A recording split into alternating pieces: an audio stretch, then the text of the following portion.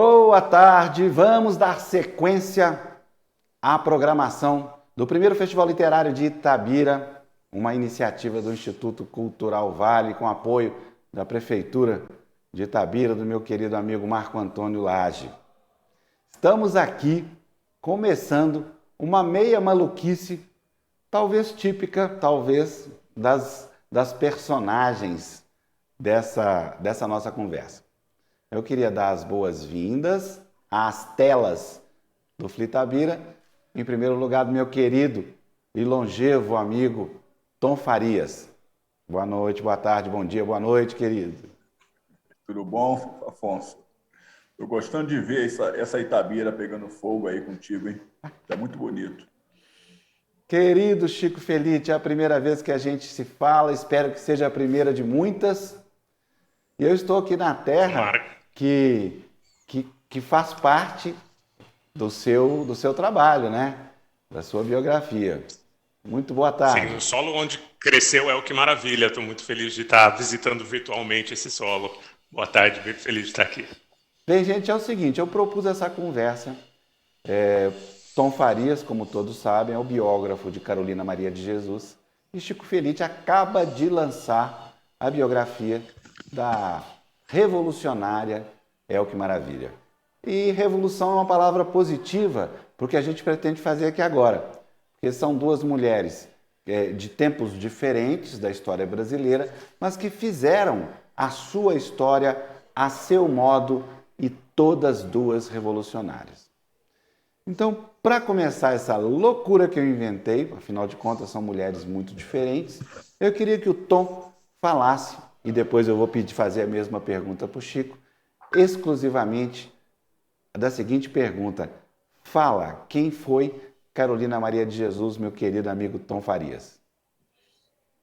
Opa, Afonso, Chico, um prazer conhecê-lo. E, assim, nós estamos falando de uma mineira, né, muito poderosa, que é Carolina, nascida aí em Sacramento, em Minas Gerais, nesse estado enorme que é Minas Gerais, gostoso, com uma população muito positiva, né? Então, a Carolina nasceu em 14, em Sacramento, filha bastarda de um poema, um músico, ou seja, né, um homem nascido, inclusive, em Araxá. Ela, basicamente, não tem muita lembrança do pai, a não ser aquilo que a mãe fala. A mãe, uma empregada doméstica, naquela época, e com muito baixa escolaridade também. Mas, enfim, então Carolina nasce em 14, estuda quase 2 anos do ensino básico, quase 2 anos, do ensino básico na Allan Kardec, uma escola espírita aí de Sacramento, e vai trabalhar depois dos 7 anos em diante, vai trabalhar uma vida de empregada doméstica, de cozinheira, babá, enfim. A Carolina fez basicamente tudo na vida. Chega em São Paulo em 37, né? Em 37, num dia até chuvoso, a São Paulo. E em São Paulo, a vida dela vai tomar rumos completamente diferentes daquilo que ela viveu em Sacramento ou em algumas cidades do interior mineiro, além de Sacramento, e algumas cidades também periféricas de São Paulo, enfim. E a Carolina vai viver, então, a experiência de trabalhar nas grandes casas de família de São Paulo, e depois tem uma passagem rápida pelo Rio de Janeiro, ali por volta de 1940, 42, e em seguida, ela vai viver a experiência dela de 12 anos na favela do Canindé. E essa favela, essa experiência que vão transformar de vez a vida da Carolina quando ela encontra o jornalista Audálio Dantas em 58, em abril de 58, e com ele constrói a narrativa que é o Quarto de Despejo, né? Então, esse diário da Carolina, publicado em 1960, em agosto, ele se torna um dos livros mais discutidos e vendidos, Afonso, da história da literatura brasileira daquele período, entre 1960 e 61. Né? Então, a Carolina se torna uma mulher extremamente popular. Em poucas semanas, ainda em agosto, ela sai da favela e sai numa situação muito delicada, ela é apedrejada, inclusive, por moradores da favela. Ela já tem os 3 filhos, né? Solos, basicamente, sem pais, os 3 filhos. E ela então vai viver uma vida, uma peregrinação em função do livro. Né? É a maior experiência, viu, Chico, Afonso? É a maior experiência em que o livro transforma a vida de alguém. Então, a Carolina vive essa experiência na flor da pele. E aí, quer dizer, ela que mora num barraco, quando enche ali o Tietê, a favela inunda, ela que não tem o que comer em final de semana, por exemplo, porque virou catadora de papel desde 48, não tem o que comer final de semana, ela então vai viver, a partir de dezembro de 1960, uma vida de classe média. Ou seja, o livro possibilita a Carolina a comprar uma casa de 2 andares, no bairro Nobre de Santana, por exemplo, e ela então vai viver uma outra experiência de vida. Né? E essa experiência vai durar pouco tempo, dura alguns anos, poucos anos, mas o impacto da obra da Carolina permanece até hoje, e a gente vê aí, né, nas discussões todas, o que está acontecendo no país, nas reedições dos escritos da Carolina, enfim. E ela vive, então, nesse período de 64, perseguida um pouco pela ditadura, de 64 até 77, ela vai ver um período de ostracismo, quer dizer, não vai publicar nada, a não ser lá no final de 76, a Ed Ouro publica O Quarto de Despejo, da Carolina, e ela morre em fevereiro de 77, completamente esquecida, envelhecida, muito, muito doente, enfim. E dos anos 2000 para cá, começa um processo de recuperação da Carolina. Os meios editoriais, né, as grandes editoras, com olhar para a Carolina, eventos, nomes de rua, bibliotecas, enfim, ações sociais. Então, assim, a população negra, sobretudo, a universidade começou a ter um olhar para essa mulher que todo mundo achava que era analfabeta, que escrevia errado, mas foi a literatura que mais impactou no mundo. Né? Mais ou menos hoje, 49 países, 18 idiomas, 4,5, talvez, milhões de livros vendidos. Então, rapidamente o que eu poderia dizer dessa mulher. Maravilha. Chico Felitti, querido, quem foi Elke Maravilha? Elke Evremides, ou Elke Grunup, ou só Elke, ou Elke Maravilha, todas as alcunhas que ela adotou durante a vida. Foi uma artista à frente do seu tempo. Assim, é até injusto eu tentar defini-la, porque é muito difícil, porque a Elke fez tudo. Ela nasceu na Europa, nos estertores da Segunda Guerra, em 1945, e a família migra para o Brasil. Depois de ficarem de quarentena na Ilha das Flores, ali na costa do Rio de Janeiro, eles vão direto para Itabira, então Itabira do Mato Dentro, onde o pai dela vai administrar uma fazenda, na verdade uma chácara, não chegava a ser uma fazenda, de uma família muito rica do minério, que eram os Amintas de Moraes. E é o que cresce com uma liberdade pouco vista, cresce com grandes possibilidades de... Ela era muito cosmopolita, então na casa dela ela já falava 3, 4 línguas. Porque o pai era russo, a mãe era alemã, e eles tinham ainda latim, ela estudou grego clássico na faculdade, ou seja, uma pessoa muito inteligente e, acima de tudo, muito livre. Quando ela é criança, ela conta essa passagem que um dia ela saía para caçar com o pai, e a mãe a chamou para cuidar da casa, e ela perguntou para o pai dela: pai, eu preciso ser mulher? Porque aquilo era ser mulher para ela, era cuidar de uma casa. E o pai dela a libertou naquele momento e falou: não, você pode ser o que você quiser. E ela ilustrava isso como exímia contadora de causos, uma das melhores contadoras de causos do Brasil, como um momento de libertação dela para ser o que ela quisesse ser, e a partir de então ela foi muita coisa. Ela estudou medicina, ela estudou filosofia, ela estudou letras clássicas, ela morou na Europa, onde viveu de biscate dentro de um carro Citroën de Cheveux, que é tipo um Fusca. Teve 8 maridos, foi uma das maiores modelos do Brasil no fim da década de 60, começo da 70. Em 1972 estreia na televisão, depois de uma breve passagem pelo cinema, no programa do Chacrinha, e conquista fama instantânea como um experimento estético e uma das primeiras personalidades televisivas do Brasil. Assim, ela era famosa por existir e por estar lá e entrar em milhões de casas toda semana, ao menos uma vez por semana. Depois disso, atua em vários filmes, ganha prêmios pela atuação dela em Chica da Silva, faz outros filmes também, ainda que não se considerasse atriz e ficasse ofendidíssima se alguém chamasse ela de atriz. Faz espetáculos musicais, vira cantora. Ela trafega por todas as artes e pelo imaginário de um país ali por 5 décadas, até ganhar um programa próprio, atingir ali um auge, pelo menos financeiro, na década de 90, quando ela teve um talk show, um programa de entrevista todas as tardes de dia de semana no SBT. Só que esse apogeu dela dura pouco por causa de uma rusga com o Silvio Santos. O Silvio Santos tira esse programa dela muito rapidamente, por mais que fosse um sucesso de audiência e um experimento de liberalismo ali.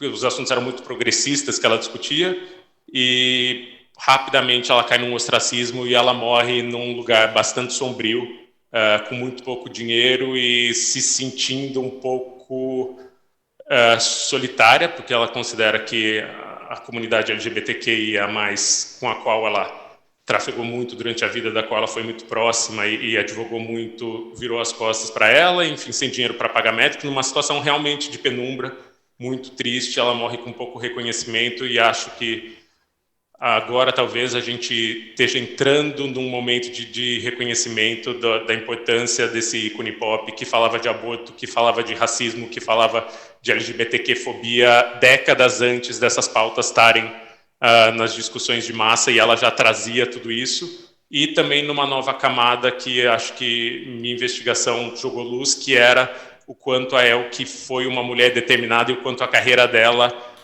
foi pensada e foi lutada, porque ela sempre criou uma personagem para si mesma, desde dizer que ela tinha nascido na Rússia, o que não se comprovava. Na verdade, ela nasceu no sul da Alemanha, eu encontrei a certidão de nascimento. Até dizer que caiu na televisão por acaso. Eu também consegui relatos das pessoas que trabalhavam na TV Globo, que ela quis ir para a televisão, ela queria falar com o povo, ela queria ser popular, ela queria levar a mensagem dela, mas sempre apresentou para o mundo uma versão edulcorada, uma versão em que ela se colocava muito mais como agente passivo, ou como uma pessoa inadvertida ali, uma pessoa que não sabia exatamente o que estava acontecendo, sendo que ela foi uma das maiores mulheres do showbiz brasileiro, numa época em que era muito difícil ser forte no showbiz brasileiro. Ela conseguiu fazer tudo o que ela queria, alcançar uma fama extraordinária e enganar todos, assim, porque, por exemplo, dos 8 maridos dela, 7 não sabiam que ela tinha nascido na Alemanha, por exemplo. Então, ela criou um personagem que foi gigante em todos os aspectos. Nossa Senhora, que desafio aqui, hein, Tom? Ô Chico, me ajuda aí a criar uma dinâmica para essas duas mulheres serem ilustradas nessa nossa conversa. Mas eu vejo, de início, eu queria que o Tom falasse sobre o tempo de vida. Queria que você aprofundasse mais um pouquinho, Tom, nesse momento em que a Carolina despontou para a literatura e realmente começou a viver de literatura, até esse momento em que ela morreu abandonada, enfim, pobre. Queria que você situasse um pouquinho esse tempo de vida da Carolina com um pouco mais de profundidade. Ok. Mas eu vejo bastante conexão na vida de Elke, com a da Carolina, né? Dos experimentos, quer dizer, o fato da Elke ser branca e a Carolina ser negra, mas o mundo que Elke Maravilha passou, havia de maneira também transversal, né? Havia como uma pessoa muito diferente, e ela era muito diferente, de fato, né? Ela chocava logo quando chegava, e aquele sorriso, enfim, aquela alegria. Nem todo mundo entendia aquilo ali como uma expressão de uma felicidade, que às vezes era encoberta, né? E cobria aquilo ali para mostrar um drama interior. Carolina foi a mesma coisa, Afonso. Carolina buscou na escrita, sobretudo nos seus diários, uma forma de esconder todos os dramas que ela viveu como mulher negra, como mãe solteira de 3 filhos, e pobre, né? Como ela dizia, né? Era o soldo da escravidão, enfim, soldo da escravidão. E então o processo da Carolina, quando ela começa, quer dizer, o sonho dela, que foi sempre ser escritora, ela começou a publicar em 1940, até o dia 25, se não me engano, 25 de fevereiro de 1940, saiu o primeiro texto da Carolina que se conhece hoje. O primeiro texto da Carolina em letra de forma, num jornal Folha da Manhã, que é o grupo da Folha de São Paulo, né? Aqui de São Paulo. Mas, enfim, então, a Carolina, com esse sonho de escrever, quando ela chega em 58, conhece Aldale, em 60, quando ela publica o Quarto Despejo, ela tem uma trajetória de mais ou menos 20 anos de vida literária. Mais 20 anos praticando literatura, né? Porque você pratica literatura lendo literatura e você pratica literatura escrevendo literatura.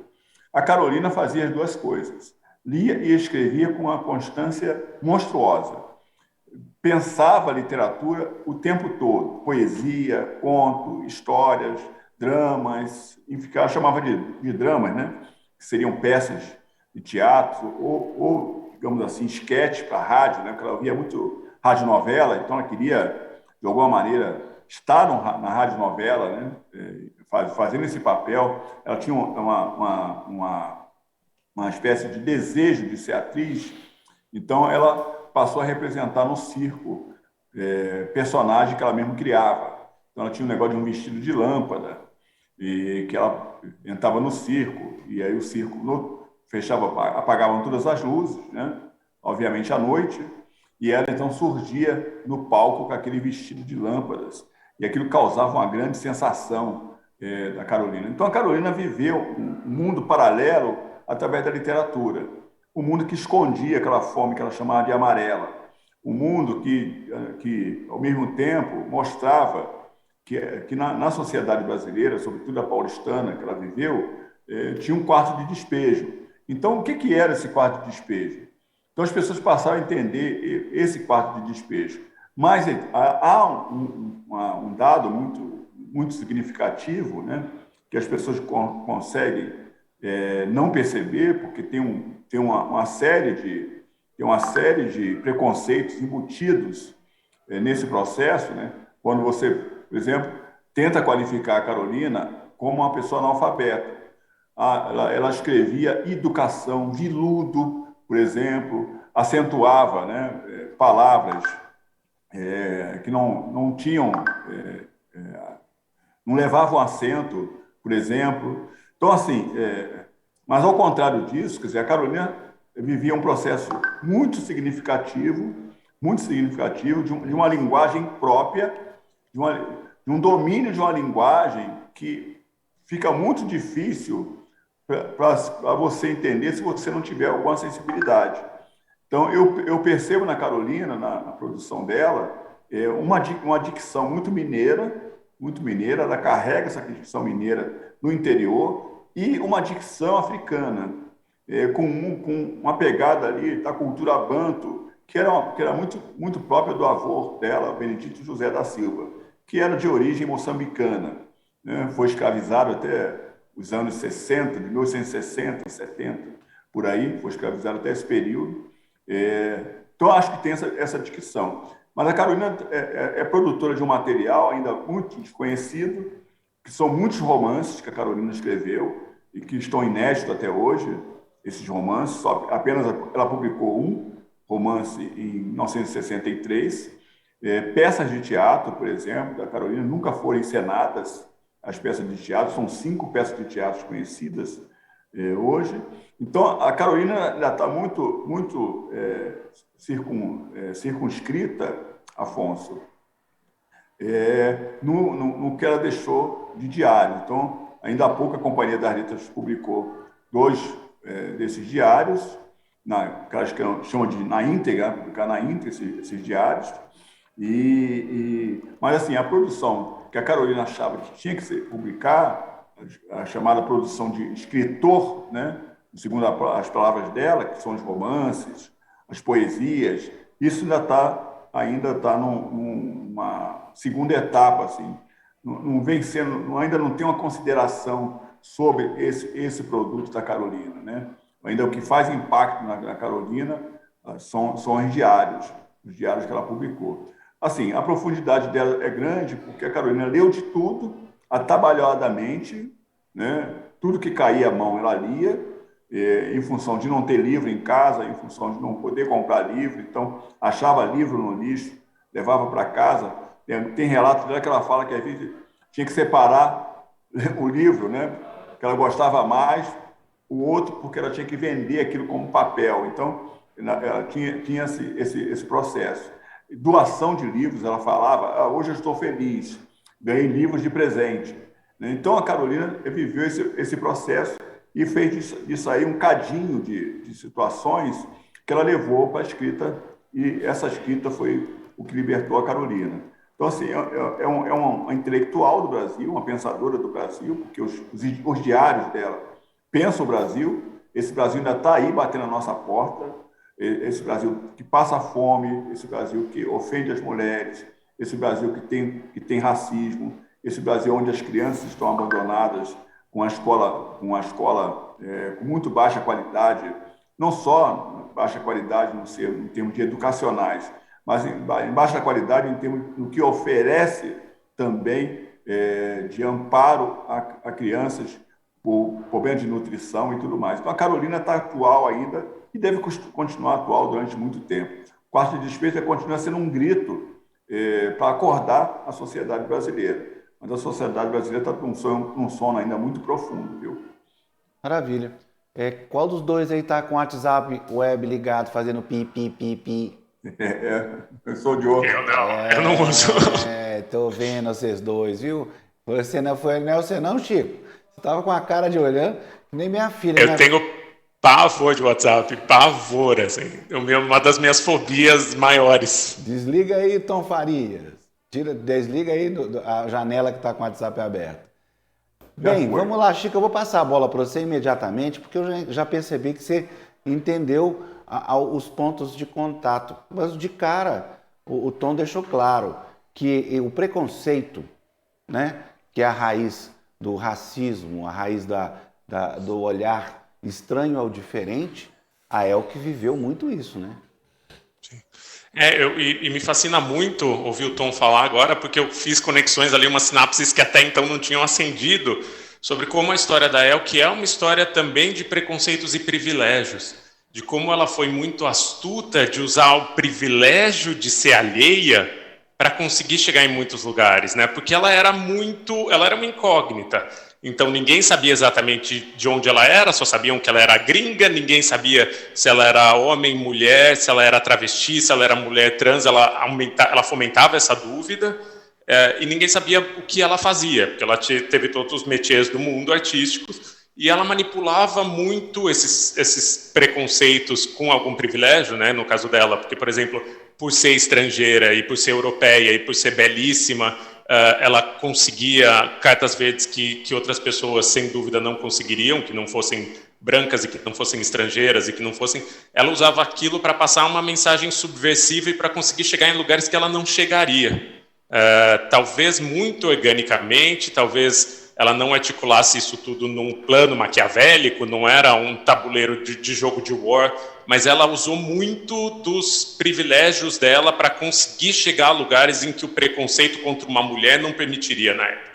E isso passa por tudo, isso passa por desde como ela tratou a ditadura, quando ela foi apreendida no aeroporto de Santos Dumont, depois de rasgar um pôster de procura-se do filho da Zuzu Angel, Stuart, que já tinha sido morto e a Elke sabia. Ela foi para a cadeia e enlouqueceu as pessoas que iam interrogá-la, falando de Sêneca, falando de filosofia, cantando Pena Branca e Chavantinho. Ela se usava muito. Acho que o talento artístico dela Não, era a manipulação de expectativas. Dá uma paradinha. Peraí, cara, calma. Dá uma paradinha e conta esse negócio direito. Como que é? Tá, desculpa. Falando Sêneca com torturador? Falou. Ela perguntavam se ela lia Karl Marx e ela falava que ela preferia Sêneca e perguntava se eles já tinham lido e eles diziam que não e ela falava bobinho, ainda dá tempo e passava a mão no rosto do... É isso, assim, ela enlouqueceu completamente, pegou um batom emprestado porque ela não podia ter, conseguiu um batom, passou na cara como se fosse o Coringa do Batman. Ela decidiu ali que ela ia fazer uma performance para enlouquecer, mas sabendo que isso vinha de um lugar de privilégio, porque ela tinha o consulado da Alemanha indo atrás dela na delegacia, então o cônsul foi até a delegacia para segurar que nada aconteceria com ela. Então acho que dentro de um lugar de privilégio, nesse caso por ser uma pessoa branca, europeia e linda, ela fez o que ela podia para inocular um pouco de subversão. E eu acho que ela fazia a mesma coisa na televisão, ela inoculava a subversão num país em que a subversão era sempre oprimida. Então ela usava esse lugar dela para chegar em lugares do cérebro do brasileiro que pouquíssimas pessoas podiam chegar. Assim, eu acho que ela era consciente da imagem que ela criava nas outras pessoas e de alguns privilégios, e usava esses privilégios para trafegar, inclusive no preconceito por ser mulher, né? Inclusive no machismo, que ela sofreu muito a vida inteira e driblou, enfim, e encontrou jeitos, é o que maravilha, de lidar com o machismo sem nunca ser combativa. A combatividade dela era sempre muito festiva e sempre muito maluca. Então, acho que nisso talvez sejam histórias de preconceitos e privilégios, de o que você consegue fazer com o olhar da sociedade, porque o olhar para Elke, imagino que fosse o contrário do olhar para Carolina, né? Que as pessoas já chegavam lá falando, é uma gringa lindíssima de 1,90 m com salto e peruca e ninguém sabe de quem ela é, vamos dar passagem, vamos permitir que ela faça coisas que a gente não permite para as mulheres e que a gente não permite para as pessoas que não são como ela. Bem, você me permite discordar um pouquinho, passar um pouquinho para o Tom sobre esse assunto. Pode falar, Tom. Não, eu tô aqui imaginando, quando o Chico fala desse olhar, né? A Elke deu aula também de idiomas, não é isso, Chico? De língua, sim, aula particular. Não, que ela falou sobre isso. Que você dá aula, ela falou assim, tipo assim, né? Coitado dos meus alunos, né? Ou seja, né? Pira os alunos, que os alunos não sabem se tem aula, se houve histórias, entendeu? Então era um pouco assim a vida da Elke. Mas eu queria fazer é rápido, Afonso. Manda. É rápido. É uma correlação com a Chica, com a Zezé Mota, né? Sobretudo de Chica da Silva. Como a Zezé, e eu acho que a Elke também, ficou marcado, né? Zezé ficou marcado com o personagem da Chica da Silva como uma mulher volútil. Ou seja, sabe, uma mulher desejável sempre, não pelos dotes intelectuais. Por exemplo, a Elke tinha muito disso. Quando você descobria que a Elke falava vários idiomas, você fala, como assim? Né? Essa mulher, parece um espetáculo. Como é que essa mulher é tão inteligente dessa maneira? Lia muito, muito culta, aliás, porque quando você sentar para conversar com ela, eu tive umas 3 vezes com a Elke, tá? Umas 3 vezes. Assim, ela conversava normalmente, assim, porque eu tinha um negócio que, quando eu era bastante jovem, né? E eu me formei, fiz jornalismo, depois fiz letras. E quando eu fiz letras, depois que eu fiz jornalismo, fui fazer letras. Eu falava de uma maneira completamente horrorosa, empolada, eu corrigia todo mundo, enfim. Mas a Elke me viu dessa maneira, assim, e falava comigo normalmente, como se assuntos assim, eu lia muito, né? Eu tinha muita leitura, então isso agradou bastante a Elke, entendeu? Então, assim, nesses 3 encontros, foi bem interessante essa minha vivência. Mas eu queria só conectar um pouco do que a Zezé Mota viveu e passou pós-Chica da Silva. Os namorados, né? A Zezé também teve vários maridos, né? os namorados, assim, deitavam com a Chica da Silva, não deitavam com a Maria José da Mota, entendeu? Eu imagino que alguém também não deitasse com a Elke Crunup, né? Não, era dificílimo. Ela teve, inclusive, um relacionamento com um fã que era tão fixado nessa imagem dela, que foi o pior dos chamados maridos, por mais que ela não tenha casado com ele, que ela acordou um dia e ele estava vestido com as roupas e com a peruca da Elke, e a partir de então, toda noite ele encenava o programa da Elke, ele vestido de Elke, até que chegou ao ponto dele quase esfaqueá-la, ela acordar, ele tá com uma faca perto do rosto dela, e ela tinha um reflexo de pepino do mar, como ela chamava, que ela dormia em situações de perigo. Ela dormiu, ela acordou, a faca estava na porta, fincada na porta do quarto, ela fugiu de casa e passou 3 meses fora, até que conseguisse expulsar esse sujeito. Então, sem dúvida nenhuma, chegava ao nível do doentio, assim, chegava ao nível da pessoa obcecada por ela, que queria ser ela. Ela teve um relacionamento com um homem que queria ser Elke Maravilha, e não se deitava, sem dúvida, com a Elke Crunup. Assim, ele queria a personagem. Gente, meu Deus. Mas eu gostei de uma fala do Chico que eu quero passar para o Tom. A expressão lugar de privilégio. Você acha, Tom, que em algum momento, de verdade, a Carolina esteve neste lugar de privilégio na sociedade brasileira? Olha, esteve e não esteve. Eu acho que a Carolina se sentiu neste lugar de privilégio. Ao sair da favela, um barraco de 5 metros quadrados, por exemplo, que chovia dentro, quando chovia em São Paulo, o barraco chovia dentro da casa dela, mas a sociedade é preciso o lugar de privilégio é preciso que alguém também te veja nesse lugar, mais do que você se vê. Então, assim, a Carolina se via nesse lugar, mas a sociedade não a via nesse lugar. Para a sociedade, a Carolina continuava sendo negra, pobre e favelada, que pegou algum dinheiro. Então, os jornais traziam muito, viu, Chico e Afonso? Manchete, assim, a Carolina está milionária. Mas essa manchete de a Carolina está milionária, ela trazia um peso muito grande de ironia e, ao mesmo tempo, de deboche da Carolina. Então, quando você lia a matéria, estava lá, a favelada Carolina Maria de Jesus, entendeu? Ou seja, traziam sempre, ou analfabeta, né? Então, trazia sempre o sentido de deboche. Então, o que eu penso nesse lugar de privilégio é isso. Ele precisa ser conjunto. Não, mas só para esclarecer uma coisa aqui, quando eu falei de lugar de privilégio, era um contraponto, assim, eu estava me referindo só a Elke, porque ela tinha esse privilégio de ser estrangeira, de ser branca, de ser bonita, do qual a Carolina, imagino, nunca gozou. Assim, eu lembro até estou dando uma entrevista para o Bial e falando de uma vez que uma socialite interpelou a Carolina e falou: você tem que ser humilde, você tem que doar seu dinheiro. Então era meio um contraponto, assim, que a Elke partia desse lugar de privilégio de ser branca, bonita e estrangeira, né, que são valores na sociedade brasileira até hoje, né, valores racistas e valores de vira-lata, dos quais imagino a Carolina nunca tenha gozado, assim, mas que estavam em polos e cada uma manipulou ali, navegou a vida conforme podia. Esse passaporte você já tem. Quer dizer, a pessoa branca tem esse passaporte, independente se ela seja pobre ou rica.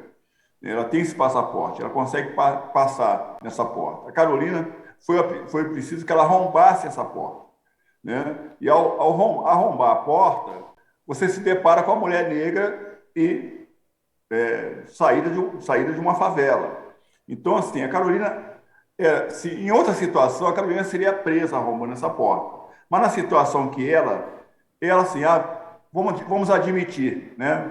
Conserta a porta aí, fulano. Vamos admitir, mas assim, não era tão aceita nesse sentido. Então, esse lugar de privilégio é o lugar da branquitude, como o Chico está sinalizando, é o lugar da branquitude, e esse é um lugar que o negro, de maneira alguma, vai ser aceito.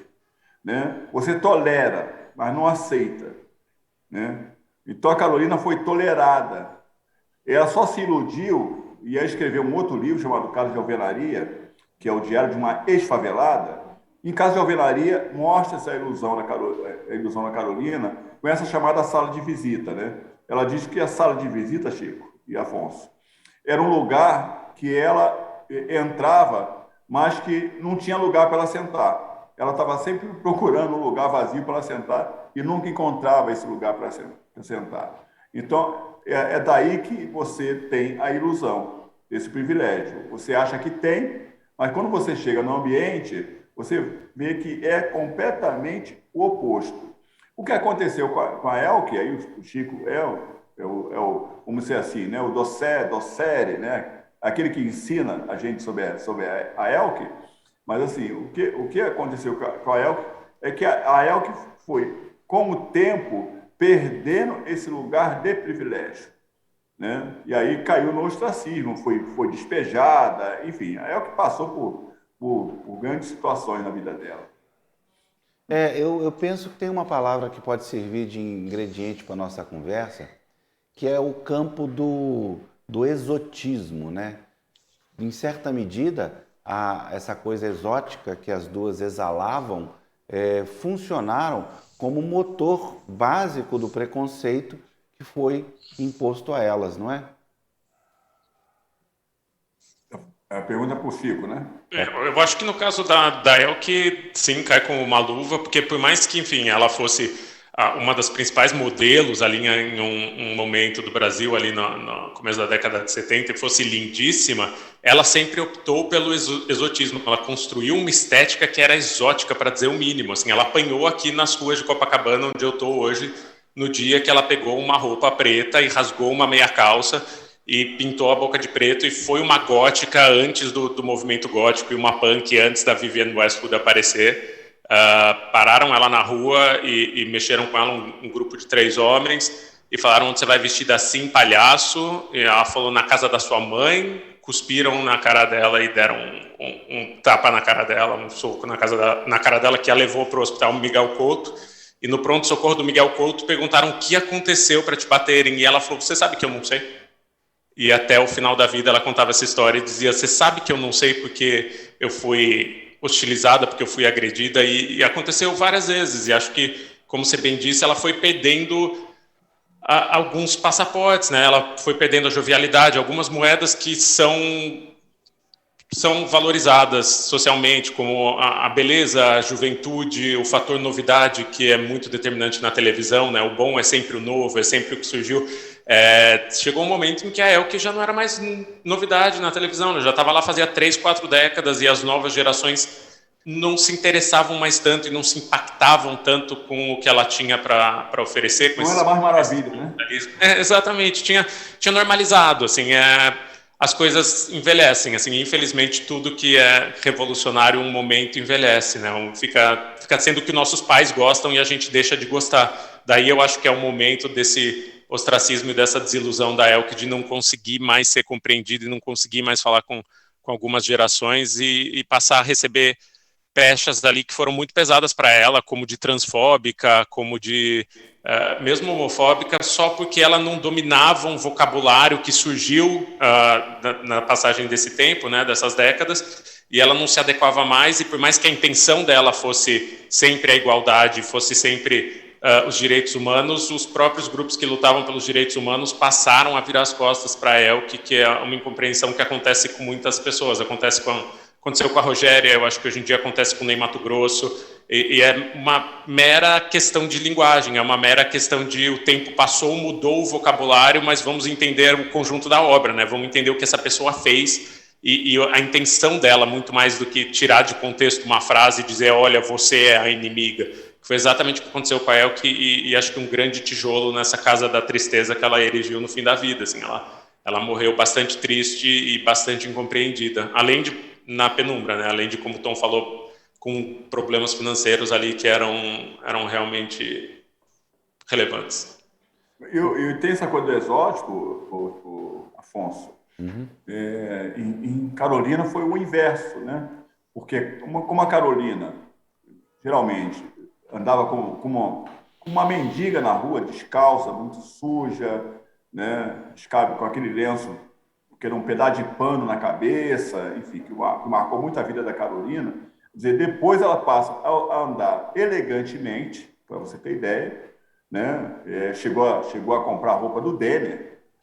Por exemplo, o Denner vendia, era o camarada que confeccionava a roupa para a primeira-dama, né, Teresa Goulart, por exemplo. Então, a Carolina chegou a entrar nesse patamar, roupas sempre vestidos, que ela usava vestidos, né, muito coloridos, com flores, bordados, enfim, colares imitando pérolas, aquela coisa toda, né? E até o Décio Pignatari, quando a encontrou na rua, fez uma crônica detalhando esse processo da Carolina, e ela era vista como exótica. Assim, ou seja, está fora do lugar, entendeu? Ou seja, essa mulher está exagerando, né? Então a Carolina exagerava porque estava andando de forma elegante. Quer dizer, as pessoas queriam continuar vendo a Carolina naquela situação de miserável, de pobre, aquela cara, sabe? Esse tipo de coisa. A Carolina não ganhou dinheiro, foi botar dente, botou dente, sabe? Foi cuidar da beleza. Então, perpassa com a Elke, que se deu de forma contrária que se deu com a Carolina. A Carolina sai da pobreza, vai se vestir, né, como uma pessoa da sociedade, e aí é exótica. Aí está esnobando, entendeu? E outra coisa interessante é que o biógrafo de Clarice Lispector, na primeira versão do livro, ele descreve uma foto onde está a Clarice e a Carolina e diz que a Carolina assemelha, digamos assim, né, uma patroa muito generosa que carrega a empregada para um evento literário. Então, ele deu a entender, por conhecer pouco a Carolina, conhecer pouco, porque até nos Estados Unidos ou na Inglaterra, Carolina foi muito popular nesses dois países, né? Com vendagem muito alta de livros. Mas ele dá a entender que a Carolina, do lado da Clarice Lispector, é uma pessoa ainda que se comporta como uma empregada doméstica, quando a foto em si desmente qualquer coisa nesse sentido. Mas esse olhar do biógrafo da Carolina é o mesmo olhar que a sociedade emprestou para ela, né? Ou seja, ela pode botar a roupa que ela quiser, mas vamos sempre ver a Carolina como pobre e miserável e favelada. Uau, que incrível. Isso me lembrou, Tom, uma passagem que é recente no livro, foi a última que eu acrescentei na versão impressa do livro da Elke, que também é um encontro com a Clarice, que a Clarice decide entrevistar a Elke para a coluna dela na Manchete, e meio a revelia de todo mundo, assim, porque ainda era 1974, assim, no fim a Clarice ainda teria um ano de vida, um ano e pouco de vida, e tem uma foto das duas juntas, e também foi isso, assim, também na legenda foi uma coisa meio constrangedora, assim, de colocarem a Elke como vedete, e elas tiveram uma conversa super profunda sobre morte, sobre amor, e que a Elke relembraria o resto da vida. Ela inclusive reencenaria essa entrevista no palco, e ela, muito Elkeanamente, ela mudaria as perguntas dela, cada vez ela elaboraria mais, e elas ficariam melhores, e mais profundas, e mais poéticas. Então, ela foi uma entrevista que ela continuou dando o resto da vida, assim. Você me disse isso agora, eu fiz essa conexão de como isso define bem também a personalidade dela, assim. Foi uma entrevista que ela continuou dando, ela fazia questão de reencenar, e as perguntas da Clarice eram sempre as mesmas, e as respostas dela mudavam e ficavam cada vez mais bonitas. Enfim, ela era uma artesã das palavras, por mais que ela não escrevesse, ela chegava nas melhores máximas e nas melhores frases, ela lapidava muito as palavras. Então, mais uma coincidência aí que você falou, e eu acendi essa luzinha. Esse encontro está cheio de luzinhas acendendo em cima da minha cabeça. E Clarice morreu em 77, né, Clarice? E se ela escrevesse essas perguntas para a Elke, teria uma vírgula antes, começaria com uma vírgula, ou com asterisco, entendeu? Porque, ao mesmo tempo que a Clarice perguntava, estava embutido uma resposta também.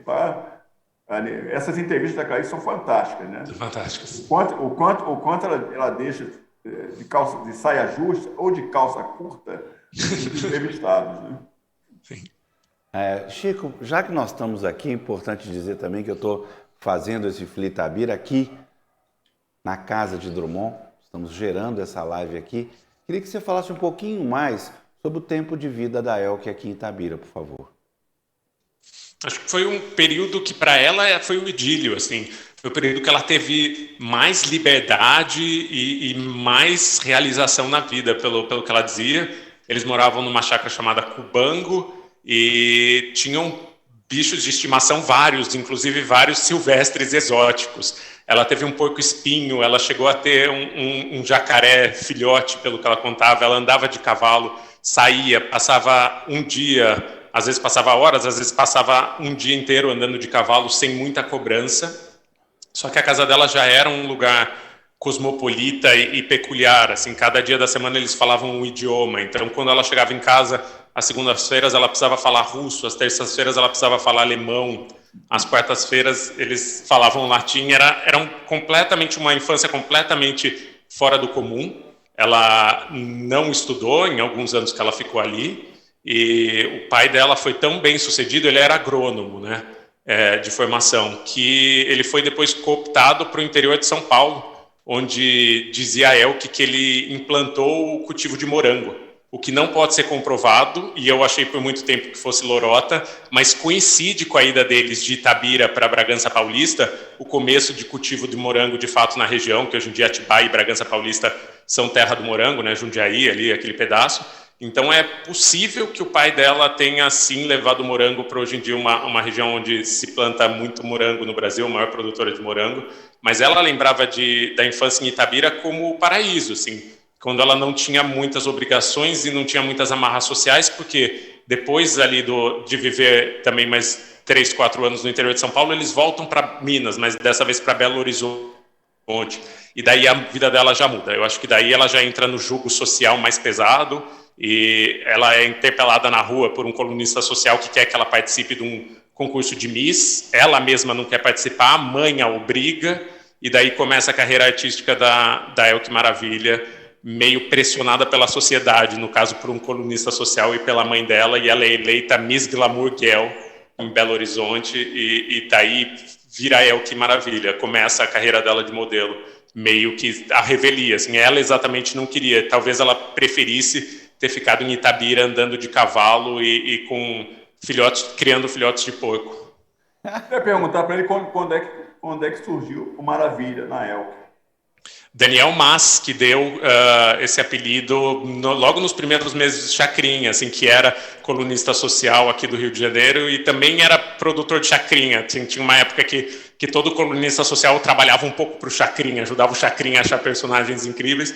Ele viu a Elke na televisão e falou, e criou o epíteto que ela era uma maravilha, assim, ela era a 8ª maravilha do mundo, e Elke Maravilha colou como poucos apelidos, assim, logo passou a ser o nome dela e até hoje as pessoas conhecem como Elke Maravilha.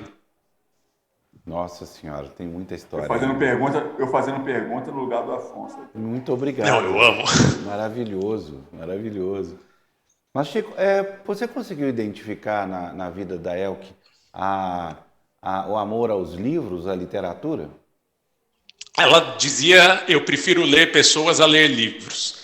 Então, era estranho também, porque tem essa distância sempre do discurso dela para a realidade, né? Ela sempre editava muito a vida dela em tudo, porque ela tinha um repertório muito grande, ela tinha lido os clássicos, ela tinha lido filosofia, mas a partir de certo momento não se encontravam mais muitos livros na casa dela, de fato, no último apartamento do Leme, e ela ou perdeu esse hábito com o tempo, ou ele foi substituído pela leitura de humanos, porque ela passou a fazer experimentos sociais, assim, ela passou a dar jantares, por exemplo, em que ela só chamava pessoas do signo de Áries, depois um jantar na semana seguinte só pessoas do signo de Libra, e ela dizia que isso era a leitura dela, que ela lia pessoas, e de fato, o tanto que eu ouço de história, minha vida hoje em dia é só ouvir história de pessoas que encontraram com a Elke e os diálogos surreais que eles travaram com a Elke, sempre com a Elke tomando a dianteira, era sempre ela que começava a conversa.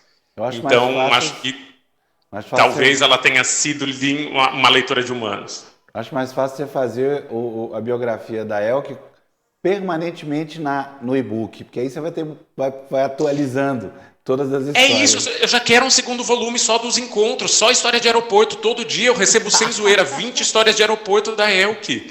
Todo dia, e são maravilhosas. O Tom tem uma história para contar aí. Que isso, rapaz. Conta aí, Tom. Só se eu for entrar no livro. Boa. Então conta. Né, Chico? Com todo prazer, eu já estou escrevendo aqui, já estou com a equipe de Word aberto, pode mandar bala. Não, tinha aquela fase do plataforma, do Chico Recarei, e foram 2 encontros que eu tive com a Elke lá no plataforma. Eu me lembro que ficava o Rei Momo, o Bola, né? O Bola lá no Chico, nós tínhamos as nossas cadeiras normais, a do Bola eram 4 cadeiras, tipo, aqui cabiam uma pessoa normal, nossa, a do Bola era ampliada para 4 cadeiras. Então era um bancão, assim. E às vezes você chegava, ele já estava lá sentado, ele andava muito devagar, e iam chegando as personalidades, assim, né? E chegando as personalidades. E eu me lembro que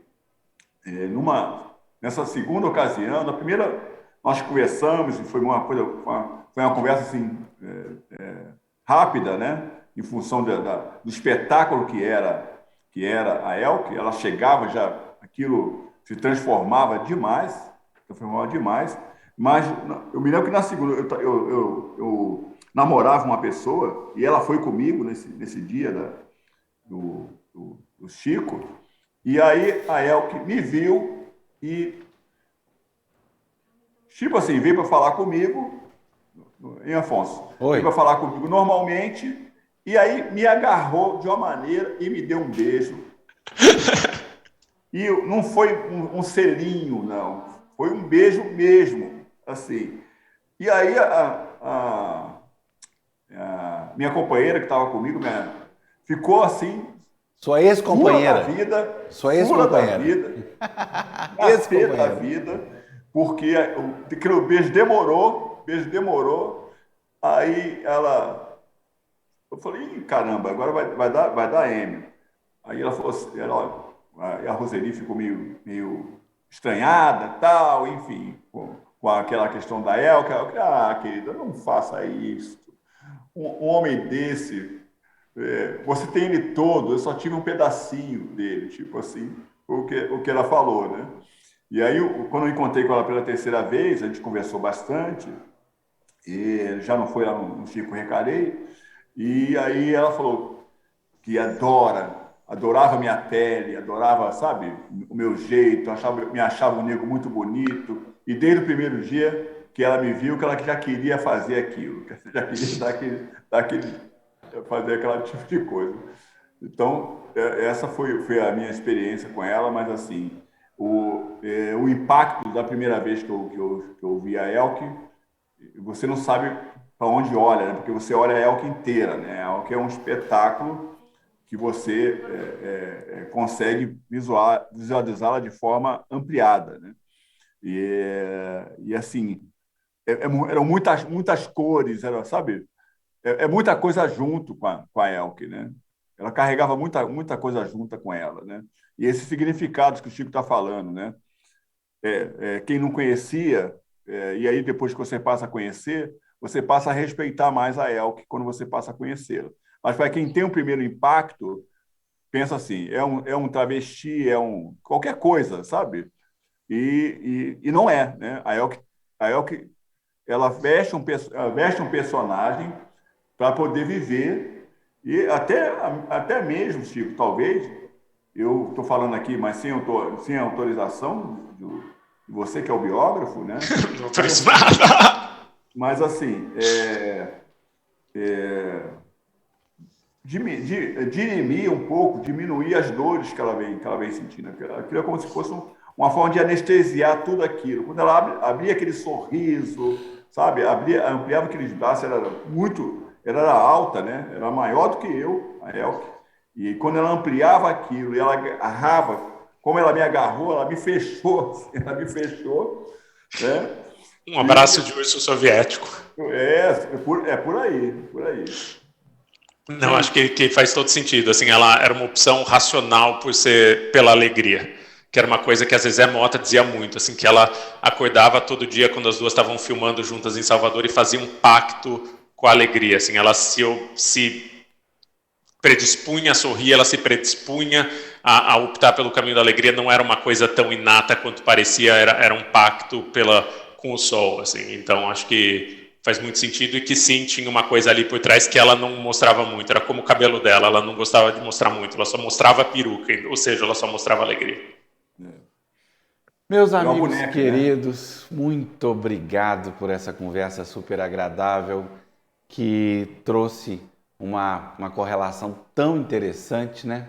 Eu acho que dificilmente outras pessoas colocariam vocês dois assim, fazendo um diálogo que tem no centro duas personagens revolucionárias e maravilhosas da vida brasileira, mas que foram marcadas profundamente pelo preconceito. Então, eu queria pedir, em primeiro lugar, para o Tom para encerrar e depois o Chico. Por favor, Tom.